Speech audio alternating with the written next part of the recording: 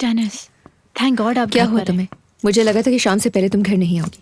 हैं। मैं इस हाल में लोगों का सामना नहीं करना चाहती और घर भी नहीं जाना चाहती। मुझे डर है कि मैं अकेले घर में अपने साथ कुछ बुरा ना कर बैठूं डेनिस। क्या बुरा करोगी तुम? जैसे कि फोन करके मैं फराज से पूछूं कि कौन थी वो लड़की वहां उसके साथ। ये ले, रखे अपने पास।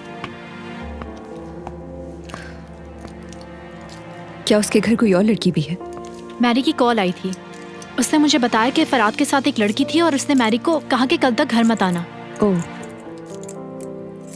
क्या अब तुम्हें फिराद के घर की उसकी एब्सेंस में जासूसी करनी पड़ेगी? ऐसी कोई बात नहीं आपा। उसको मैंने ही ये जॉब दिलाई थी। पहले वो मेरी फ्रेंड के यहाँ काम करती थी। जब उसकी जॉब वहाँ से छूट गई तो मैंने उसे फराद के घर पे रखवा दिया। इसीलिए उसने मुझे फोन करके बता दिया। बस करो, लोगों के घर मेहमान आते हैं, मगर इमरान, इसका ये मतलब नहीं होता कि उनका एक दूसरे के साथ कोई चक्कर चल रहा है। ये कोई पर्सनल काम भी हो सकता है। इसका मतलब थोड़ी कि तुम उसके सर पे सवार हो जाओ। फराद को छोड़कर एक मेड की बात इंपॉर्टेंट हो गई। अच्छा कि उस बदतमीज को नौकरी से निकाल दिया। फराद से ज्यादा तो आपको मुझ पे गुस्सा आ रहा है। हाँ, ऑफ कोर्स मैं हूँ। पता नहीं कैसे लोगों की बातों में आ जाती है। क्या उसको किसी ने राइट दिया कि वो फराद की पर्सनल बातें आकर तुम्हें बताए? फजूल में परेशान कर दिया उसने तुम्हें। और उसने जो किया मेरे साथ, अपने बाप के सामने ऐसे बिहेव किया जैसे मुझे जानता ही नहीं हो। और उसे इतनी भी तौफीक नहीं हुई कि कॉल करके अपोलोजाइज कर ले मुझसे। आपको लग रहा है मैं बिला वजह परेशान हो रही हूँ? मैं तो पागल हो जाऊंगी।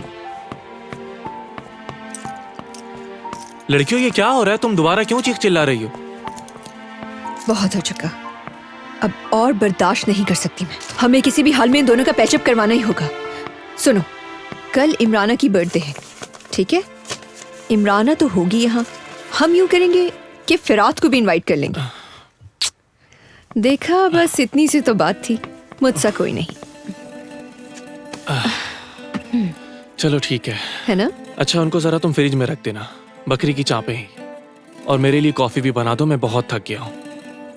वाह, हाँ, खैर तो है।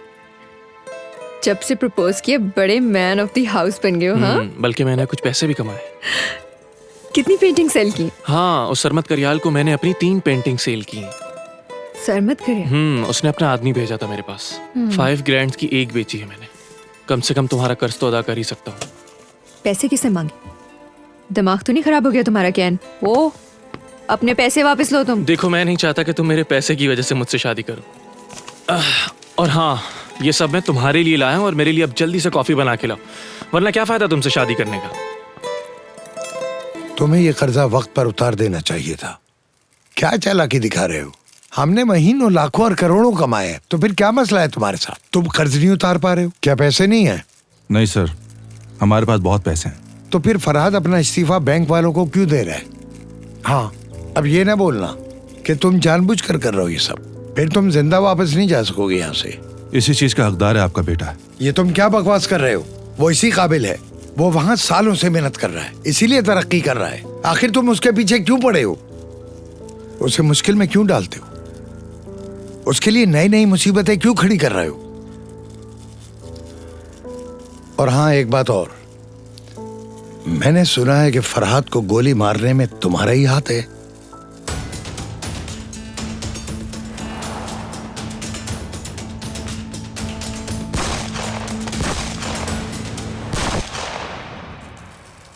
सर, ऐसा मैं कभी सोच भी नहीं सकता। उसने यकीन से कहा है कि वो तुम ही थे। आप अच्छी तरह जानते हैं उसको, हर चीज का इल्जाम मुझे ही देता है। ऐसा क्या किया है उसने तुम्हारे साथ? तुम तो इतने सालों से खामोश थे, फिर अब क्यों गुस्सा आ रहा है उस पर? बताओ। सर, कुछ तो जरूर है। जो कुछ उसने किया है उसे भुगतना तो पड़ेगा। बेगैरत!